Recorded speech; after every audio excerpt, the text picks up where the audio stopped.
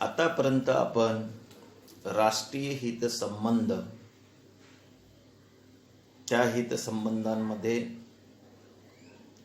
कोणकोणत्या घटकांचा समावेश असतो याची माहिती आपण समजून घेतली. आता राष्ट्रीय हितसंबंध आणि परराष्ट्र धोरण या संदर्भात आपण माहिती घेऊया. संरक्षण आणि आर्थिक विकास या राष्ट्रीय हितसंबंधांची जोपासना होईल या दृष्टीने परराष्ट्र धोरण आखले जाते. म्हणून राष्ट्रीय हितसंबंध ही उद्दिष्टे मानली जातात. तर परराष्ट्र धोरण हे ती प्राप्त करण्याचे साधन ठरते. परिस्थिती आणि काळानुसार राष्ट्राच्या उद्दिष्टांमध्ये बदल होत असतात. त्यानुसार राष्ट्रीय हितसंबंधांमध्येही बदल होतात. त्या बदलांचे प्रतिबिंब परराष्ट्र धोरणात दिसून येत असतात. म्हणूनच परराष्ट्र धोरण प्रवाही असते.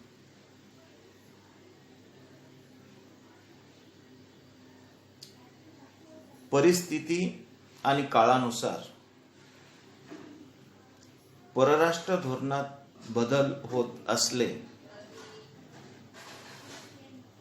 तरी काही देशांचे परराष्ट्र धोरण आणि शाश्वत मूल्यांवर आधारलेली असते. उदाहरणार्थ, भारताचे परराष्ट्र धोरण आंतरराष्ट्रीय शांतता, मानवी हक्क, सुरक्षितता या मूल्यांवर आधारलेले आहे. ती साध्य करण्यासाठी परराष्ट्र धोरणात कोणत्या तरतुदी असल्या पाहिजे असे ते राष्ट्र ठरवत असते. आता आपण परराष्ट्र धोरण निश्चित करणारे घटक याचा अभ्यास करणार आहोत. आंतरराष्ट्रीय व्यवस्थेत कोणत्या राष्ट्राशी कशा प्रकारचे संबंध ठेवायचे हे परराष्ट्र धोरणाच्या आधारे ठरते. परंतु परराष्ट्र धोरण ठरवताना अनेक घटकांचा त्यावर परिणाम होत असतो. एक, देशाचे भौगोलिक स्थान. प्रत्येक देशाचे भौगोलिक स्थान हे वेगवेगळ्या प्रकारचे असते. राष्ट्राच्या शेजारील देश, राष्ट्राला लाभलेला समुद्र किनारा, राष्ट्राची खनिज संपत्ती, राष्ट्राची आर्थिक स्थिती, राष्ट्राची लोकसंख्या, देशाचा आकार यावर त्या देशाचे परराष्ट्र धोरण निश्चित होत असते. दुसरा जो महत्वाचा घटक आहे राजकीय व्यवस्था. लोकशाही स्वरूपाच्या राजकीय व्यवस्थेत संसदेला परराष्ट्र धोरणाच्या निर्मितीत महत्वाचे स्थान असते. कारण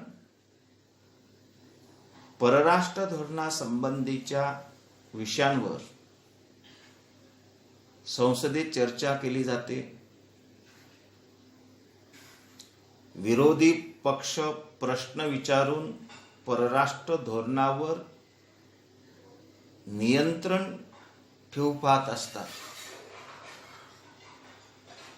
संघराज्य व्यवस्थेत, म्हणजे भारत हा संघराज्य देश आहे.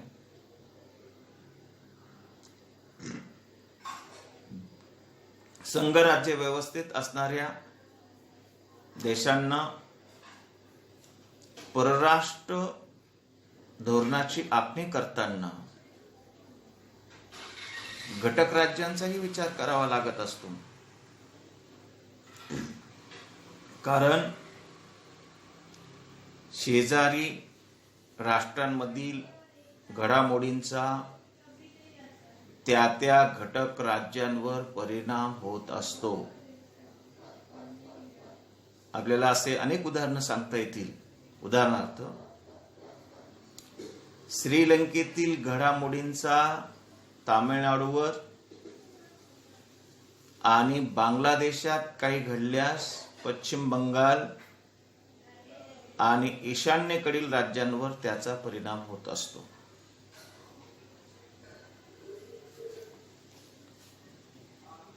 परराष्ट्र धोरणाचा तिसरा महत्वाचा घटक अर्थव्यवस्था. आधुनिक काळात कोणत्याही देशाच्या आर्थिक परिस्थितीला परराष्ट्र धोरण ठरवण्यात फार महत्त्व प्राप्त झाले आहे. आर्थिक विकास हे सर्वच राष्ट्रांचे सर्वात महत्त्वाचे उद्दिष्टे बनले आहे. त्यामुळे अर्थव्यवस्थेचा परराष्ट्र धोरणावर दोन प्रकारे परिणाम होत असतो. एक पहिला परिणाम, देशाची अर्थव्यवस्था मजबूत करण्यासाठी अन्य राष्ट्रांची प्रस्थापित करावयाचे आर्थिक संबंध, आयात निर्यात, जागतिक व्यापारात सहभाग इत्यादी बाबी परराष्ट्र धोरणाला आकार देण्याचे काम करत असतात. सध्याच्या जागतिक व्यवस्थेत आर्थिक सुरक्षिततेचे मुद्दे राष्ट्रीय सुरक्षे इतकेच महत्त्वाचे मानले जात असतात. आर्थिक सुरक्षितता जितकी भक्कम तितके सामर्थ्यशाली राष्ट्र म्हणून मान्यता मिळते. अर्थव्यवस्था मजबूत असणारे देश कमी परावलंबी असतात व त्यांना स्वतंत्रपणे परराष्ट्र धोरण आखता येऊ शकते. चौथा मुद्दा, राजकीय नेतृत्व. परराष्ट्र धोरण ठरवण्यात राष्ट्रपती, प्रधानमंत्री,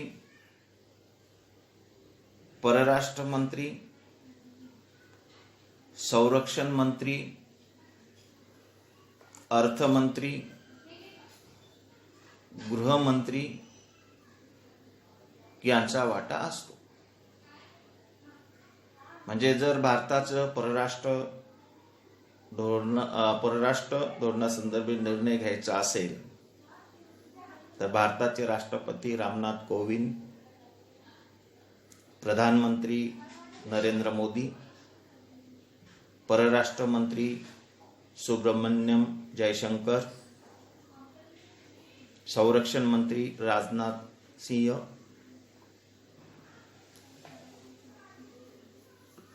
अर्थमंत्री निर्मला सीताराम, गृहमंत्री अमित शाह हे परराष्ट्र धोरणासंदर्भात निर्णय घेऊ शकतात.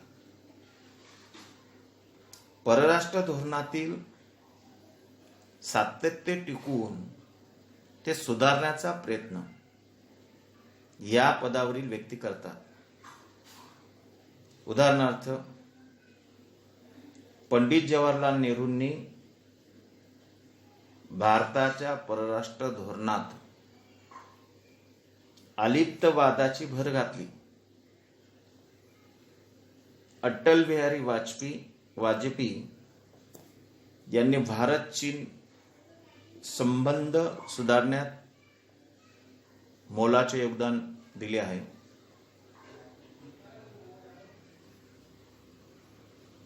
त्याचप्रमाणे लालबहादूर शास्त्री यांनी ताशकंद करार, इंदिरा गांधी यांनी सिमला करार, राजीव गांधी भारत श्रीलंका, अटल बिहारी वाजपेयी लाहोर घोषणापत्र, नरसिंहराव पूर्वेकडे पहा हे धोरण राबवले. नरसिंहराव यांनी आंतरराष्ट्रीय पातळीवरून भारतात गुंतवणूक वाढवण्याचे प्रयत्न केले. अशा पद्धतीने प्रत्येक देशाचे जे काही राजकीय नेते असतात, राष्ट्रप्रमुख असतात, देशाचं नेतृत्व करत असतात, ते त्या देशाचे परराष्ट्र धोरण ठरवित असतात. आता पाचवा मुद्दा म्हणजे प्रशासकीय घटक. राजकीय नेत्यांप्रमाणेच परराष्ट्र धोरण ठरवत असताना प्रशासकीय अधिकारी यांचा सुद्धा महत्वाचा वाटा असतो. परराष्ट्र धोरणाच्या निर्मितीत परराष्ट्र व्यवहार मंत्रालय, परराष्ट्र सचिव, परदेशातील दूतावास, राजनैतिक अधिकारी इत्यादी प्रशासकीय घटकांचा समावेश असतो. परराष्ट्र धोरणासंबंधीचा अंतिम निर्णय जरी प्रधानमंत्री व त्यांचे मंत्रिमंडळ घेत असले तरी त्या निर्णयापर्यंत पोहोचवण्यासाठी प्रशासकीय यंत्रणा मदत करते. परराष्ट्र धोरणास आवश्यक अशी माहिती गोळा करणे, तिचे विश्लेषण करणे, त्यावर आधारित योग्य सल्ला देणे इत्यादी कामे प्रशासकीय अधिकारी पार पाडत असतात. याचबरोबर राष्ट्रीय सुरक्षा सल्लागार ही महत्वाची भूमिका निभावतात.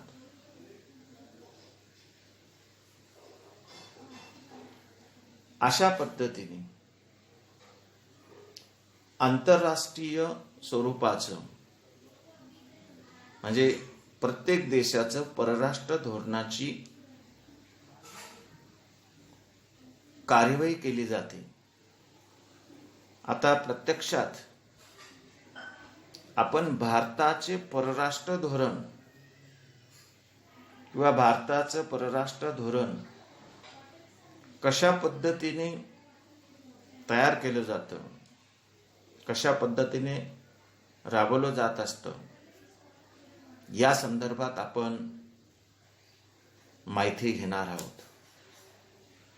मग परराष्ट्र धोरणाविषयी प्राथमिक माहिती घेतल्यानंतर आता आपण भारताच्या परराष्ट्र धोरणाविषयी माहिती जाणून घेणार आहोत. 1947 साली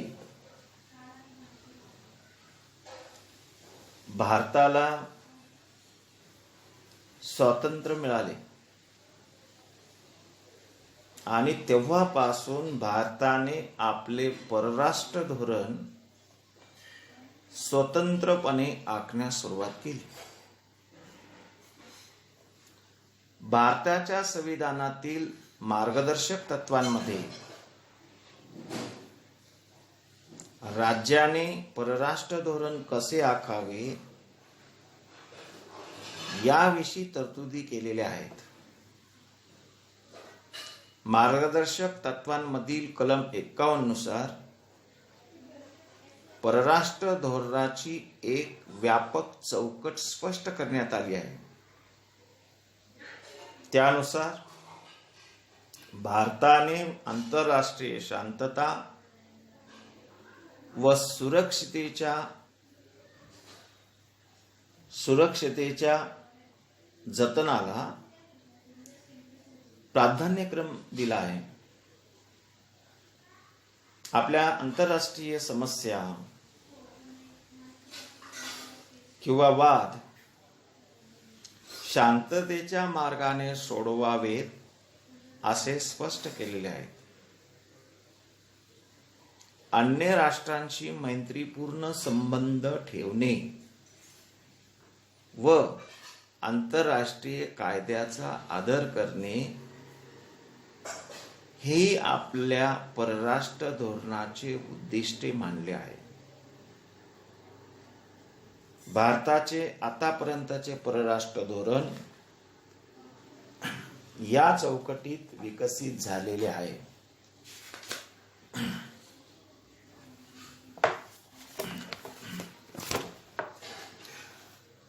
भारताच्या परराष्ट्र धोरणाची आखणी काही उद्दिष्टे पुढील प्रमाणे आहेत.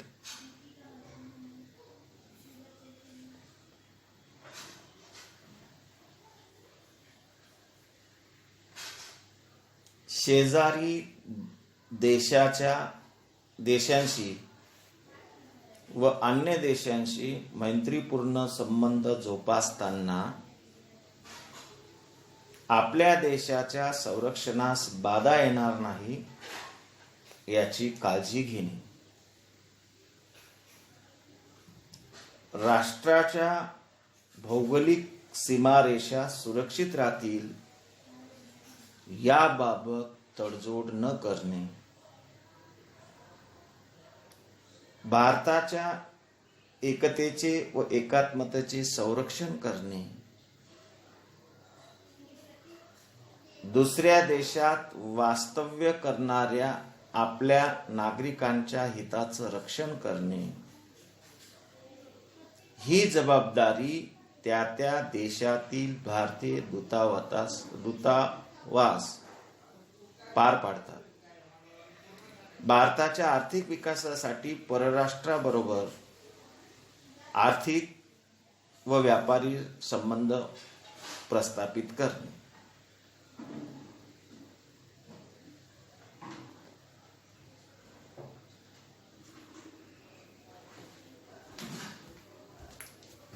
भारताच्या परराष्ट्र धोरणाचा आता आपल्याला आढावा घ्यायचा आहे.